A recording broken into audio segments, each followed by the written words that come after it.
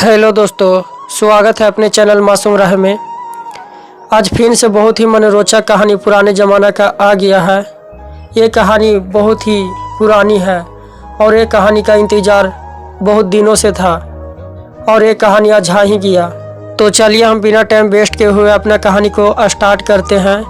इससे पहले अगर अभी तक हमारे चैनल को लाइक सब्सक्राइब नहीं किए हैं तो प्लीज़ कर दीजिएगा। तो चलिए अपना कहानी को स्टार्ट करते हैं। रसीला इंजीनियर बाबू जगत सिंह के यहाँ नौकर था। 10 रुपये वेतन था। गांव में उसके बूढ़े पिता, पत्नी, एक लड़की और 2 लड़के थे। इन सब का भार उसी के कंधों पर था। वह सारी तनख्वाह घर भेज देता, पर घर वाले का गुजारा सही से चल नहीं पाता। उसे इंजीनियर साहब से वेतन बढ़ाने की बार बार प्रार्थना की, पर वह हर बार यही कहते, अगर तुम्हें कोई हमसे ज़्यादा दे दे तो तुम अवश्य चला जाओ, मैं तनख्वाह नहीं बढ़ाऊंगा। वह सोचता, यहाँ इतने सालों से हूँ, अमीर लोग नौकर पर विश्वास नहीं करते, पर मुझ पर यहाँ कभी किसी ने संदेह नहीं किया। यहाँ से जाऊँ तो शायद कोई 11-12 दे दे, पर ऐसा आनंद नहीं मिलेगा।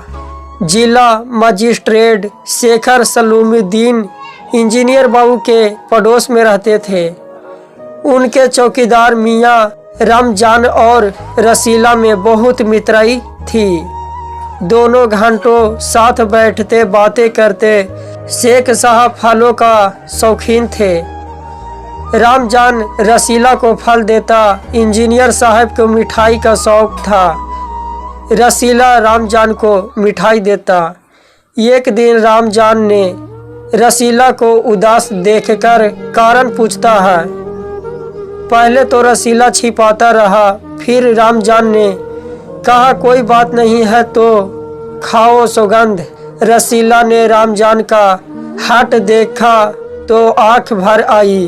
बोला, घर से खत आया है, बच्चे बीमार है और रुपये नहीं है, तो मालिक से पेशगी मांग लो।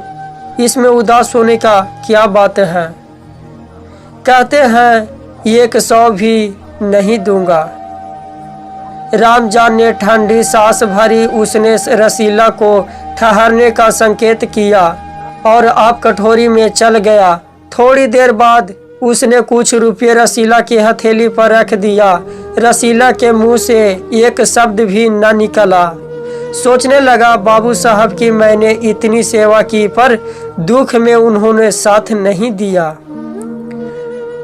रामजान को देखो, गरीब है परंतु आदमी नहीं, देवता है, ईश्वर उसका भला करे। रसीला के बच्चे स्वस्थ हो गए। उसने रामजान का ऋण चुका दिया। केवल 8 आना ही बाकी रह गया। रामजान ने कभी भी पैसे न मांगा, फिर भी रसीला उसके आगे आंख न उठा पाता। एक दिन की बात है, बाबू जगत सिंह किसी से कैमरे में बात कर रहे थे। रसीला ने सुना, इंजीनियर बाबू कह रहे हैं, बस 500, इतनी सी रकम देकर आप मेरा अपमान कर रहे हैं। हुजूर मान लीजिए, आप समझे, आपने मेरा काम मुफ्त किया है। रसीला समझ गया कि भौतर बिसरात ली जा रही है। सोचने लगा, रुपया कमाने का यह कितना आसान तरीका है। मैं सारा दिन मजदूरी करता हूँ, तब महीने बाद 10 रुपये हाथ आते हैं। वह बाहर आया और रामजान को सारी बात सुना दी। रामजान बोला, बस इतनी 100 बात। हमारे शेख साहब तो उनके भी गुरु हैं। आज भी एक शिकार फंस गया है, 1000 से कम तय न होगा। भैया, गुनाह का फल मिलेगा या नहीं ये तो भगवान जाने, पर ऐसी ही कमाई से कोठियों में रहते हैं और एक हम हैं कि परिश्रम करने पर भी हाथ में कुछ नहीं रहता। रसीला सोचता रहा, मेरे हाथ से सैकड़ों रुपये निकल गए, पर धर्म न बिगड़ा। एक आना भी उठाता तो काफ़ी रकम जुड़ जाती। इतने में इंजीनियर साहब ने उसे आवाज़ लगाई। रसीला दौड़कर आया और बोला, हाँ हुजूर बोलिए, क्या काम है?